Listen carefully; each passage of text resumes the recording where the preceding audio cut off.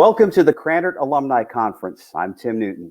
This is the second session in the Supply Chain and Operations track, sponsored by the Global Supply Chain Management Initiative and the Dauch Center for the Management of Manufacturing Enterprises. This session is titled Engaging with Development of a Local Business Ecosystem. Our presenter will speak for a little more than half an hour, and then we'll take questions from the audience. You can type your questions on the box in the lower right corner of your screen at any time during the presentation. We'll get to as many questions as we can during our time allotment. Our speaker joined Purdue in 1999 and has served in a variety of roles, including Managing Director of Purdue Next and the Envision Center. For the past several years, he served as the Managing Director of the Dauch Center for the Management of Manufacturing Enterprises and the Global Supply Chain Management Initiative. He's managed large grants and course creations and is currently teaching project management and adult training methods. Please welcome Steve Dunlop. Very good. Thanks much, Tim. I appreciate this. And it's a real pleasure to be here and speak with you all. The development of the local business ecosystems is near and dear to my heart. It's something that we have worked on through a grant, and we will talk about that.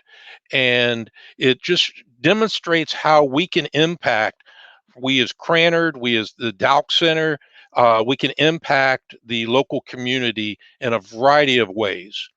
The team that I have working with us is Dr. Anant Iyer. He's the Senior Associate Dean.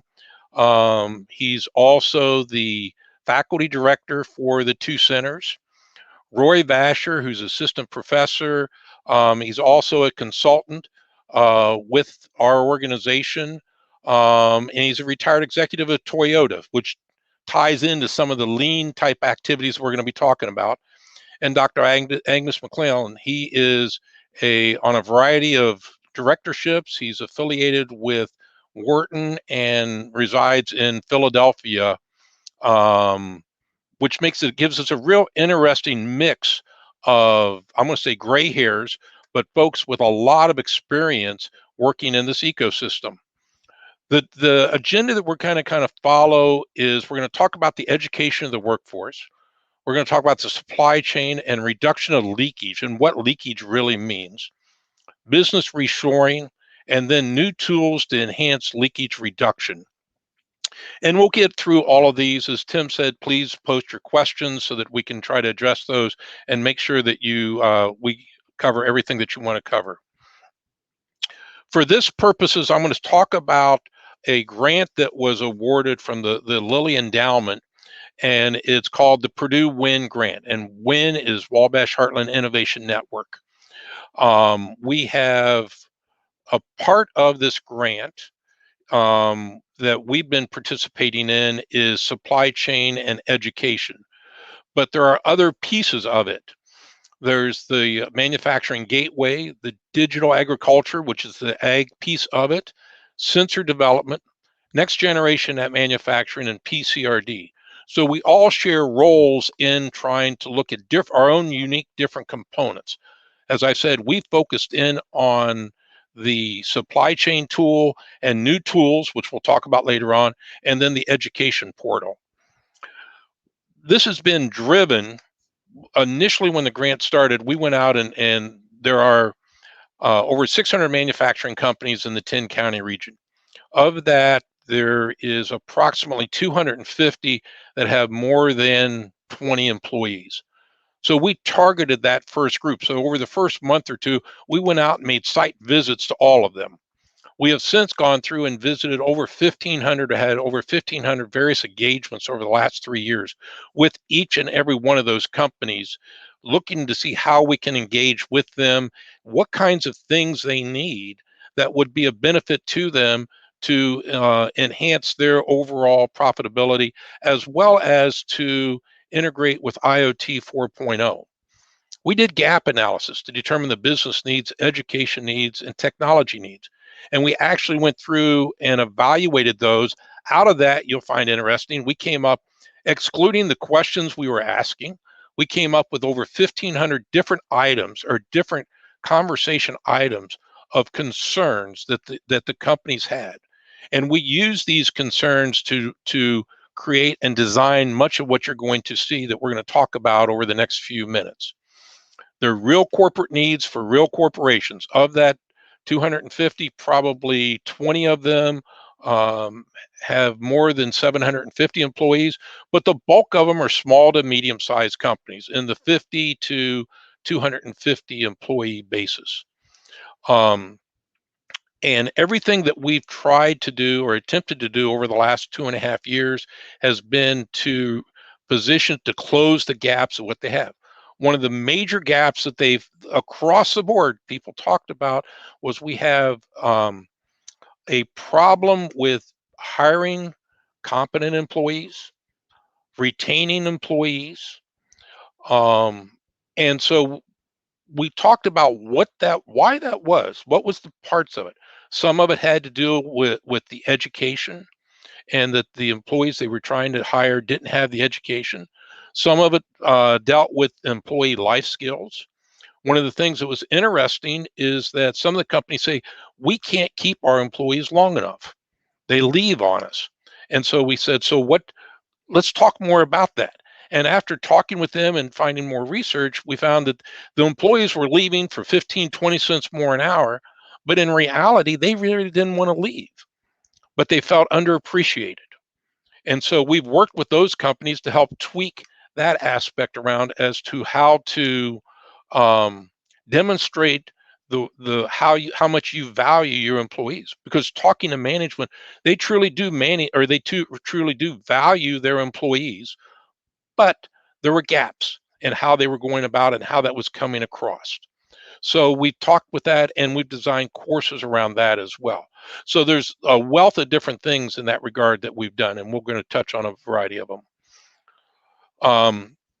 From the education ecosystem, and we're big on using the ecosystem because that's what it is.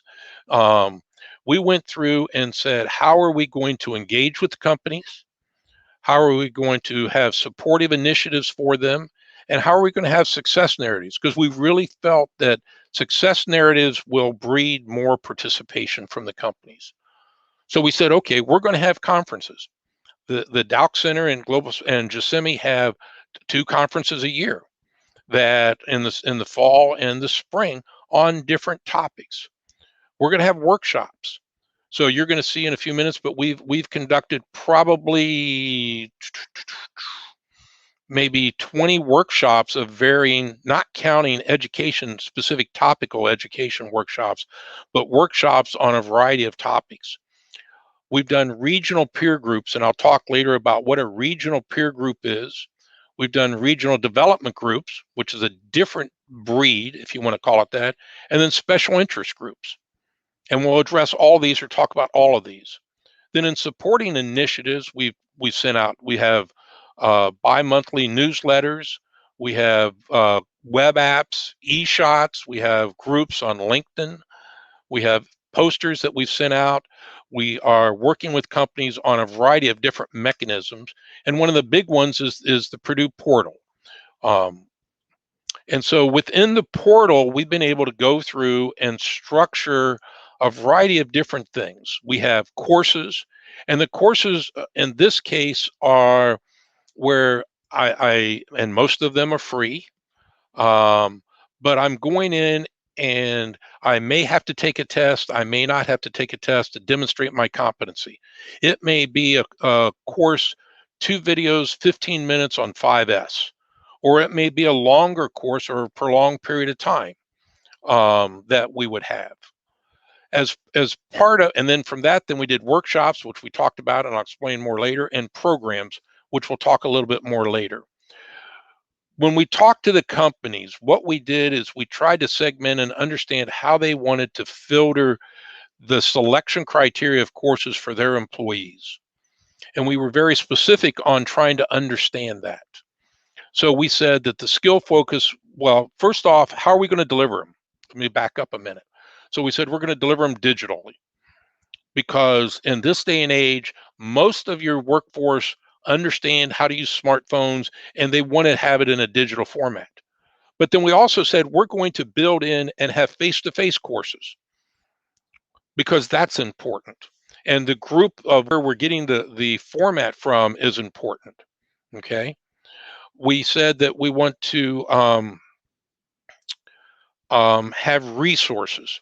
Now, resources is a unique aspect.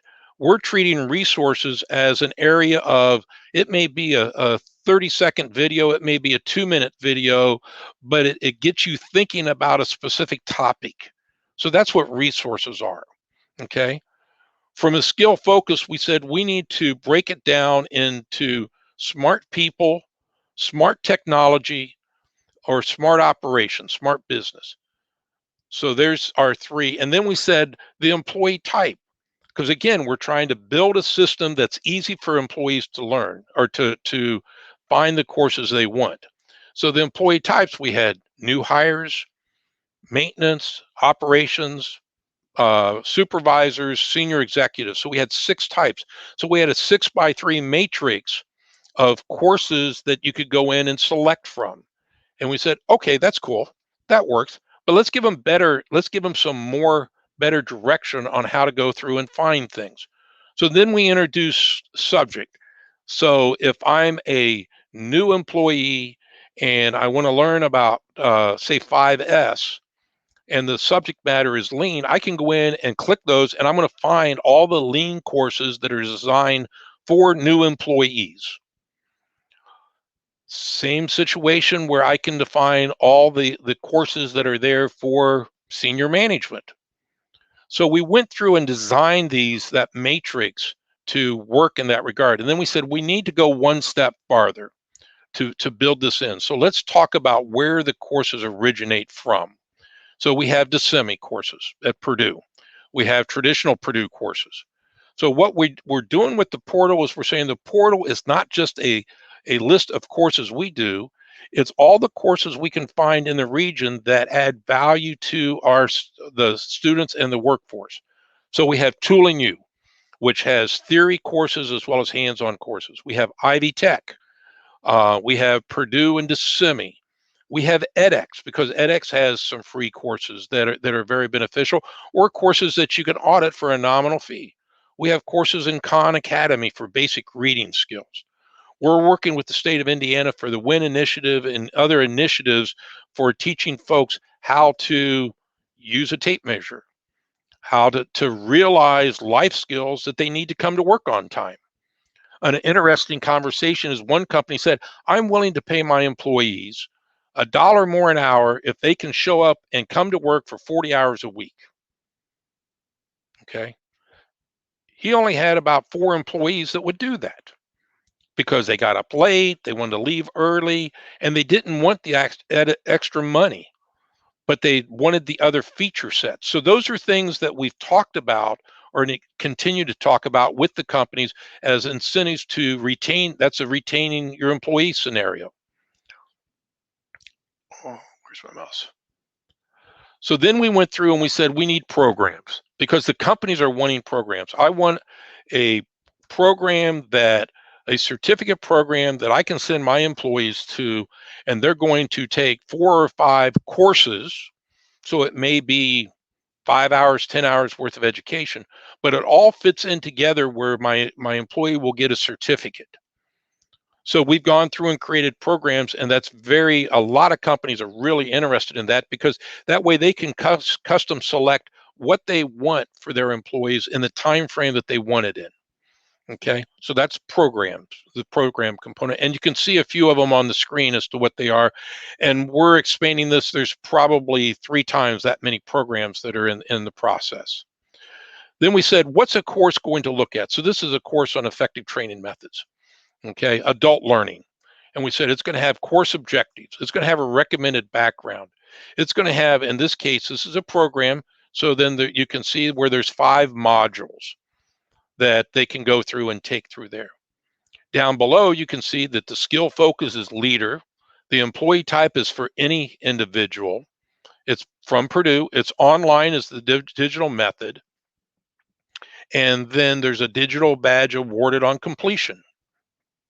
So it gives you all the things you want in a very small, concise format for seeing that. Then if I want to go through it, I take a course. This is an example of what one of the courses would look like, a video on one of the courses. You're going to have somebody lecturing. In this case, it's Roy Vasher and one of his. You're going to have an outline of how long each segment's going to take.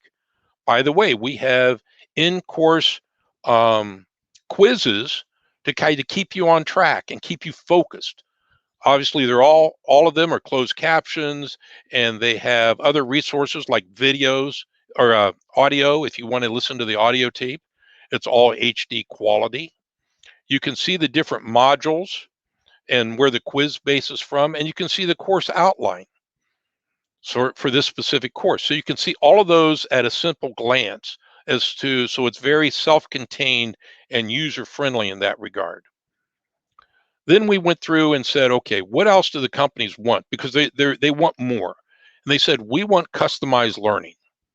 And we said, okay, we have two different types of customized learning that we're offering. One type, and you can see some examples here, operators being promoted to supervisor, where some have failed to make the grade. What kind of courses do you want your supervisor to take? And in this case, it's a generic supervisor promotion type of courses that are listed. So they're not specifically to my company, it's just generic.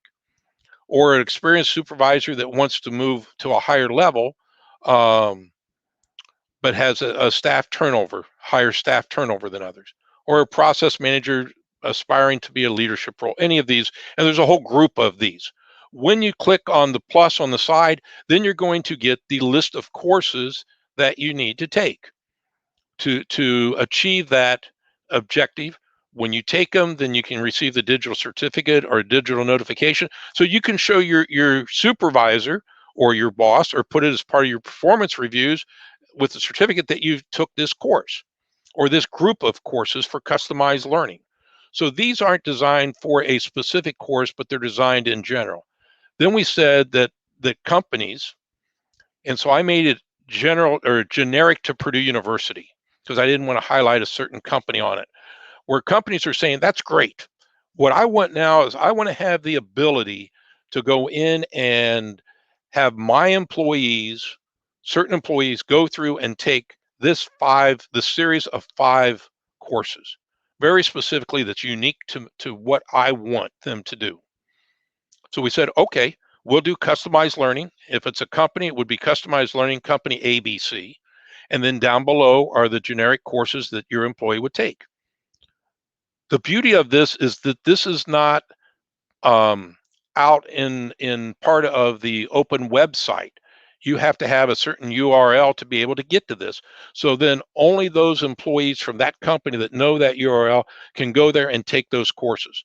So that way, then my competition, I'm not sharing with my competition as to what I really am offering or what I want my employees to learn, because that's a key feature from a company standpoint of retention. So I'm expanding the base of the knowledge of my employees, and I'm doing that to retain and keep them. So that's the customized learning. We're getting a lot of interest in this as we work through this, and we're continuing to expand that on a routine basis. Workshops. We've mentioned early on, we've mentioned workshops, and we're having about 8 we've been running about 8 workshops a year on a variety of topics. Each workshop may have 4 different topics or 5 different presentations, because a workshop is going to be from 8 until noon, 4-hour block on a routine basis. Okay. And so that way, then we can segment it so I can only see the courses or attend the workshops that I want to pick. On the right-hand side, the list of all workshops, I have the ability of going through and saying, I want to see the workshop, and not only do I want to see the content of the workshop that was in the fall of 20, but I want to see the one on electric utilization, or I want to see the one on what's another good one? Employee retention. So then I can go back through and look at that workshop and look at all the videos and the presentations that were made there from a review standpoint. So if I wasn't able to attend the workshop, I can go through and look at those and see those and get up to speed on those. And like I said, we've been doing about 8 a year for the last 2 years. So that covers a lot of different information and a lot of different topics. We've evolved this semester where we're doing what we're calling lunch and learns instead of the 4-hour workshop because of COVID and they're virtual, but because of what the companies were asking for. They're saying, we really can't afford to have our employees because we're either have too much work or not enough work, and we're trying to balance life in general. So we said we'll do lunch and learn. So it's 1 hour session, 1 day or 1 day a month, where you can go in and it's very targeted topic that you can go through and do. Okay, and so that's another type of workshop or way that we're engaging the ecosystem from an education standpoint. The other things, and just a few more slides before I go into supply chain. The other thing that we talked about is, and I think is really cool, so I'll tell you that ahead of time, I'm biased, is the non-competitive peer groups. And there are two different types. There's ones that we initiate, and then ones farther down, you'll see that the regional companies run. And basically what this is we formed groups of individuals that are not in competition with themselves, but have they may be doing common type of activities, okay? Or they're in the same geographic area. And then we will meet with them and talk about needs and things that they want to meet with that specifically they need help with.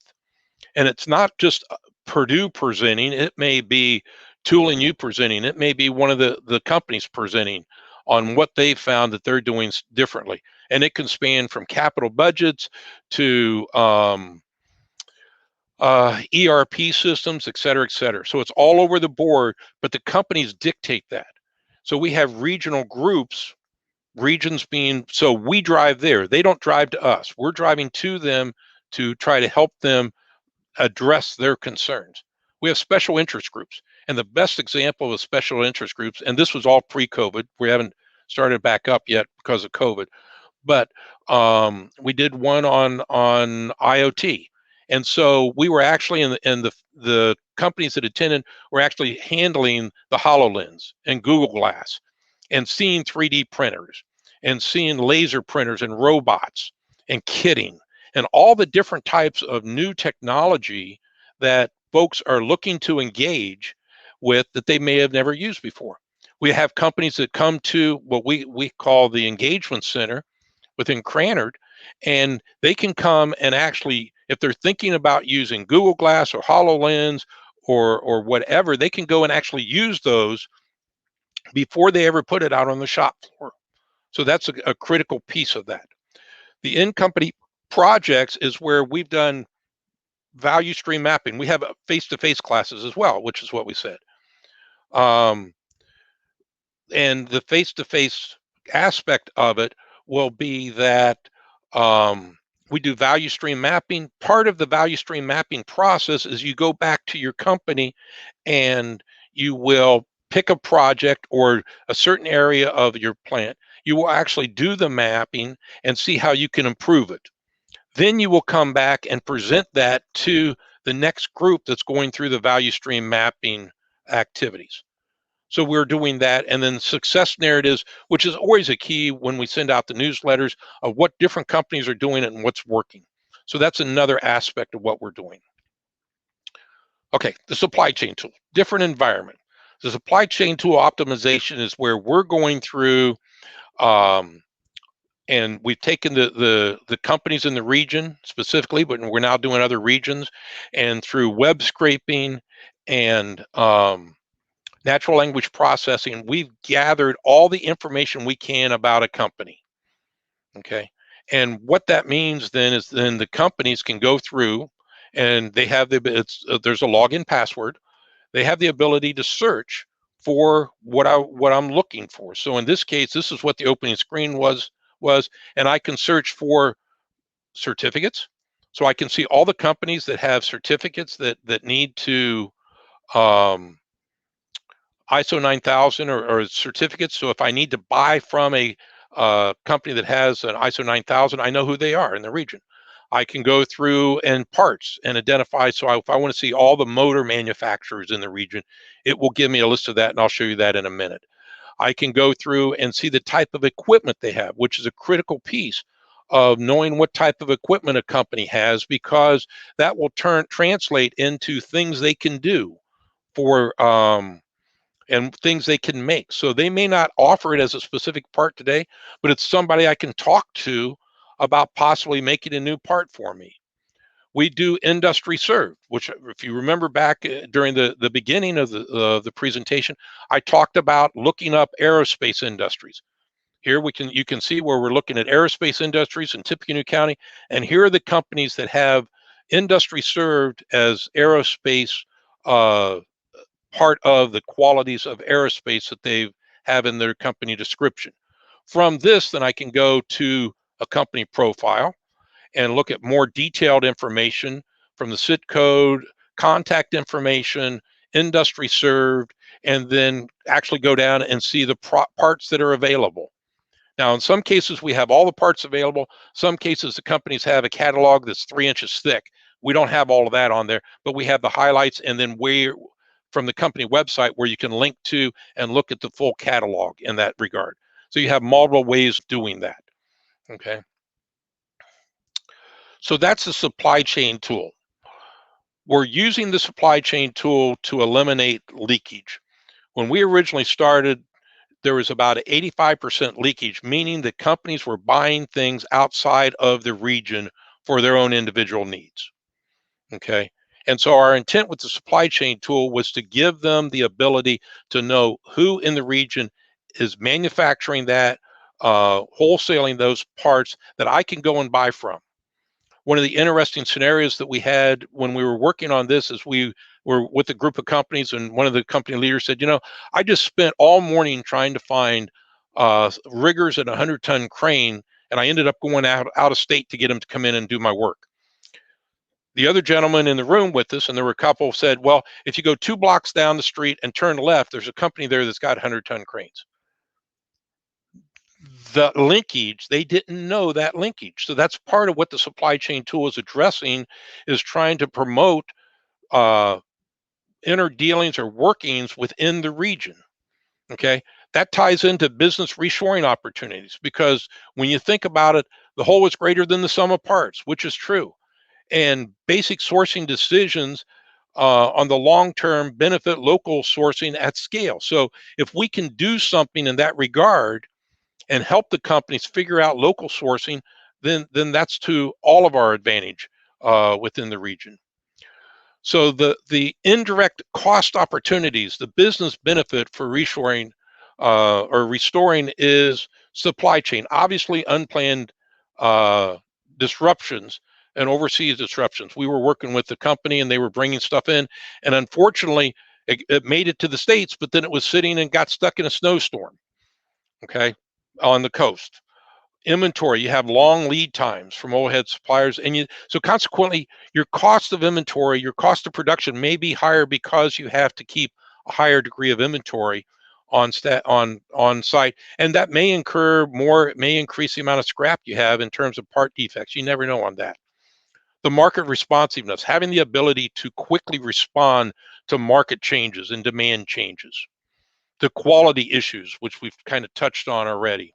The value engineering and intellectual properties. I can't emphasize enough the ability to go and talk to the individuals you're working with that are local, and you can trust them, and the IP is going to stay there, and you can work together as a collaboration for the benefit of that and the benefit of your organization. The outreach opportunities. Obviously, the political climate is that it's great PR if you can say that I'm bringing our manufacturing back to the States. Tariff concerns and government incentives, there are all kinds of different impacts that will affect what you're doing from a reshoring standpoint and the benefits of reshoring. President Biden's the Buy American initiative, which is going to be theoretically 400 billion plus procurement investments. That's a huge thing, and everybody wants to participate in that once they know what that means. How am I going to participate in that? What am I going to do?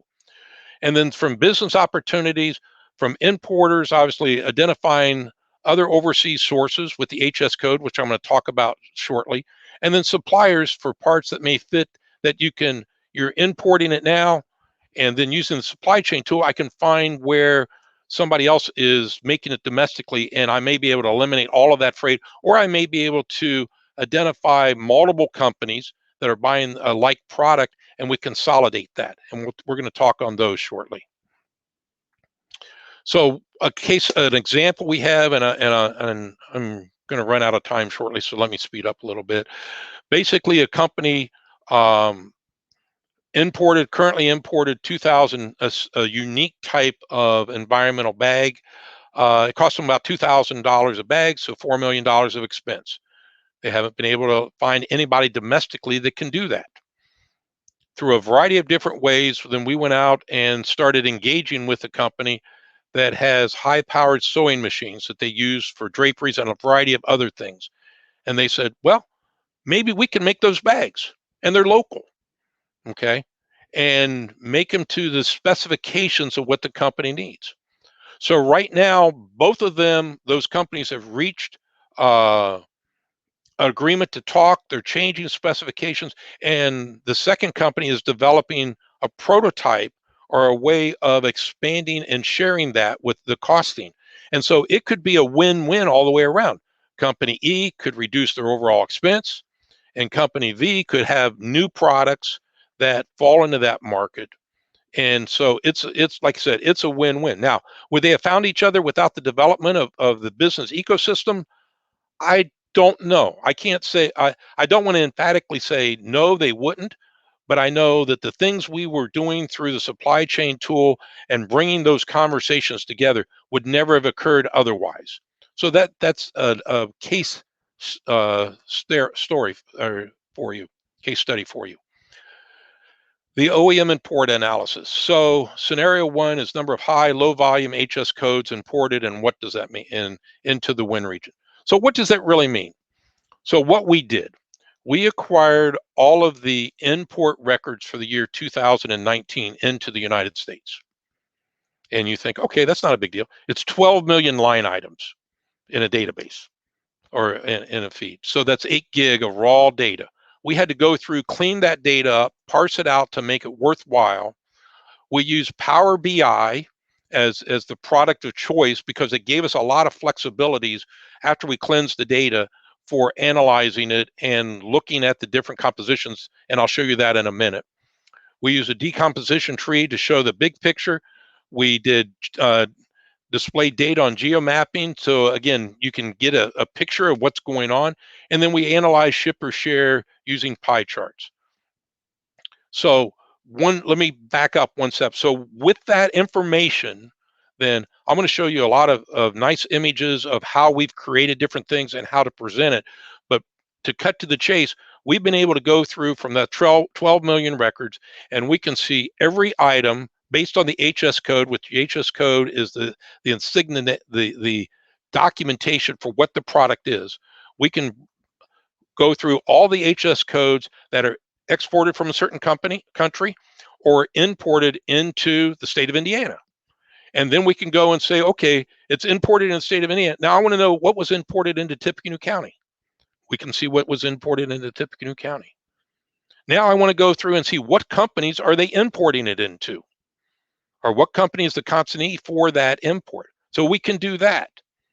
Now with that information, we can look at consolidating shipments. If there are multiple people shipping it or using it from overseas, we can look and say, okay, you're bringing this product in. That's great. We're not telling you shouldn't, but do you know that company A, B, and C, or company A has the same ability to manufacture that product and they're within 20 miles of where you are?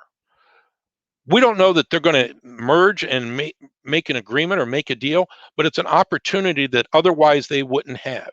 And so think about the expansiveness of that. So the first chart I'm showing you is product, and these are in kilograms of items coming through it. So you've got 120 million kilograms that's coming of these HS codes from Russia.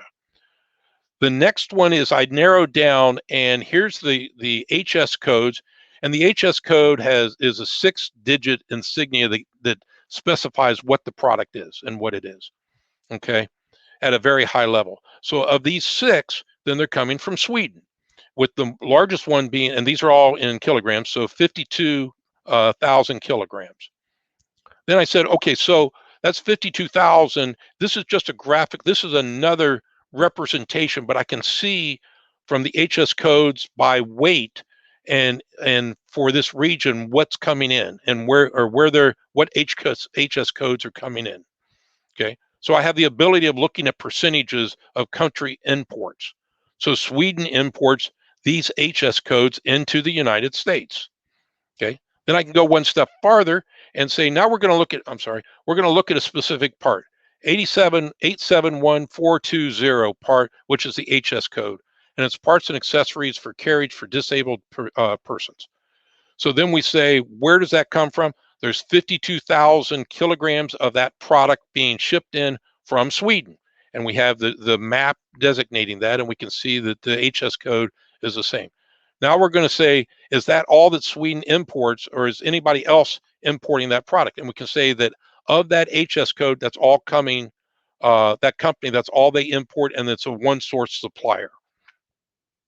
Now we're going to go through and say, who are all the companies in the United States that import that product? So this offers, with this information, this offers the ability for maybe doing some consolidation of shipments, and maybe offers the ability of going through and seeing if there's other ways of, if 2 of us are a large enough percentage, maybe there's a supplier that would be willing to alter part of its production line for completing this or doing this and making it for us. Then we'll go through the same type of thing. All companies imported the same thing, mainly from China. So here's, before we were looking at Sweden. Now we're looking at all the companies and imports of that HS code from China, and where's it primarily coming from. So that tells me that China's got a huge percentage share of that market, even though if you look down through here, Sweden is, don't see the color on here to be able to identify, but Sweden, Netherlands is the dark, one of these right here is Netherlands, or in that regional domain. But we have that information. And then we can go through, and again, this gives us by shipper name. So not only do we know what country, we know what shipper it is, which then many times in the HS code, the shipper is the individual that's handling the logistics of it, and not necessarily the originator of that. But with that, then we can find the originator of that information. So that gives us another ability to hone in on that. First, we build people, then we build cars. Fujio Cho, he was chairman of Toyota, and everything that we've done, we're trying to focus in on building people and not building cars, but then building the product. Whatever the product might be is what we're trying to do, because that's the right way, that's the right thing to do for the ecosystem. If we can do those stepping stones. So we build the people originally, which we talked about, and then we're showing the supply chain tool is a tool for doing this. The HS code is a model for doing optimizing performance. And you're all set in that regard to expand the ecosystem, the regional ecosystem for manufacturing. Whoops, sorry. So in summary, we're trying to develop the knowledge to assist with the matching of local and international needs, company needs. We're assisting with freight consolidation. We're not doing it, but we can let them know what's coming from what country and how do you merge with that? How can you best merge with that? We can assist with sourcing using the supply chain tool, and then whether it's the supply chain tool that I'm using, the product, buying a product locally or out of the 10-county region, or using it for international or national components. We can assist you with exploring your options. That's the key component. We have outstanding students, and they're loving to work on projects like this. And so they can help you with exploring what options and how these pieces may fit together. And we're getting more data to further the expansion and your opportunities. We're in the process of getting the HS code import data from, I think it's 2011 to 2020, excluding 2019. So we're going to have a 10-year window where we can look at the implications of imports, the implications on regions, different regions around the country, our region, or expanding that, and then expanding how we can do the integration with the supply chain tool to keep more of the product at home and purchase it locally. Within that, I'm going to wrap up. Thank you very much for your attention. Hopefully you found this interesting and worthwhile, and I'm open to any questions that you might have. Steve, thank you very much. A lot of great information there. I want to go back to a couple of things that you talked about to get more specifics. And that first question would be, you showed us the supply chain tool earlier on. How often do you have to update that information? Everything in the supply chain tool is updated. Well, I'll get two answers. Okay. It's updated yearly on a routine basis for everything. But any new information we hear, if we hear about it, because we're out talking to these companies all the time. So if we hear that they're doing they've got new equipment in, or they've just got a new certification, or they're expanding their product line or building a plant, then that's automatically updated. So as occurrences happen, we're updating it immediately, but otherwise everything else is updated on a yearly basis. So it's relative information. And the companies have the ability to not only look at the information, but they validate the information before we publish it. You also looked at the tremendous opportunity and supply that you have of courses that people can take. Give us an idea of, for somebody who's interested in that, what's the cost for a typical course or set of courses? It's huge. I'm being sarcastic. The opportunities are huge, not the cost, right? Right. The costs are, the bulk of the courses are free. If you're in the 10-county region, it's free. A lot of them are, we've reached agreements with different companies or different organizations that are offering courses, and they're giving us courses that we can deliver as well. So in many cases, you can take the course and there's no cost to you, or a very nominal cost. Now, we've gone through, and when you go into the tool, if you look at it, you're going to see a lot of the courses say $79.99, only because we think that the users, the students, need to know that that course has value. We're not charging you $79.99, but that's the value of what that course would have, because we think that's important for you to appreciate what's gone into the development of that. You've talked a lot about students here in the last few minutes, and let's talk about when we look at centers at Purdue, we look at a win-win-win situation, because the companies get the value of the expertise that our faculty and staff and our students have. The faculty gets the expertise, the advantage of possibly getting some research opportunities out of working with companies, and the students also get a big benefit. Talk about the opportunity for them to work on consulting projects, but also possibly then to go into internships and full-time employment with some of the companies you work with. That's a great question. So right today, we have about 50 students working on company-based projects or grants. Like the WIN that I just talked about is a grant, but the combination between company-based projects and grants that they're working on, and they're getting real life experiences. They're meeting with the CEOs of the companies or the president of the companies and presenting to them what they've worked on.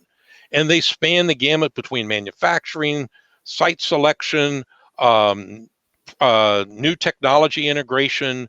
I mean, anything you can think of, marketing.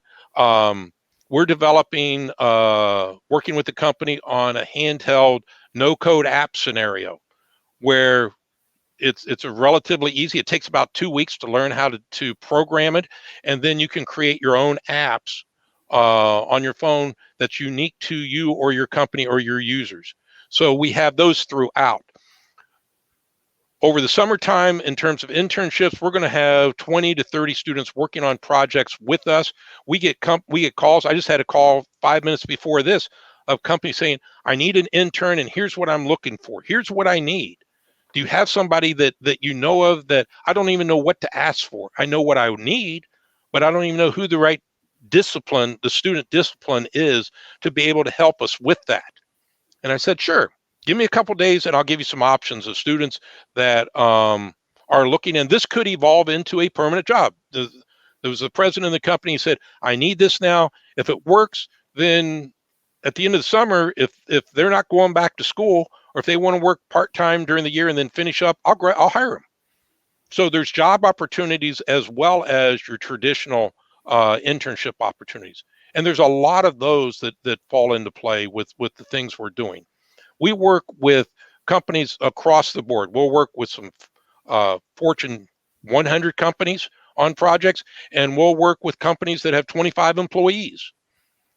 And so it just varies on what the needs and wants are for what the pressure points, I should say, of what the companies are. If you think back at the beginning of the conversation, I said that when we talked to the companies, the first 100, they gave us 1,500 different pressure points. Those pressure points, because we've gone through and done a reassessment, those pressure points haven't changed.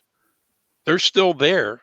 They're not as severe. Before, it may have been a pressure point of 9 out of 10, and now it's down to 6 out of 10, but it hasn't been fully resolved yet. So we're working with them to try to create that and reach that resolution over time. How do you get more students into the funnel? The students that you have working on these projects are phenomenal. How do you get them? They may not know about manufacturing or may have a misconception about what manufacturing is in 2021 compared to what it was when I was a student's age a long time ago. How do you get that interest built up? Yeah, the misconception is huge, but it's changing. We have our conferences in the spring and the fall, and it's open to students. We have case competitions where they're exposed. We have industrial leaders in to come in and speak to them. We'll bring folks in and talk to classes, or there's folks that come in and talk to classes, and we have different groups.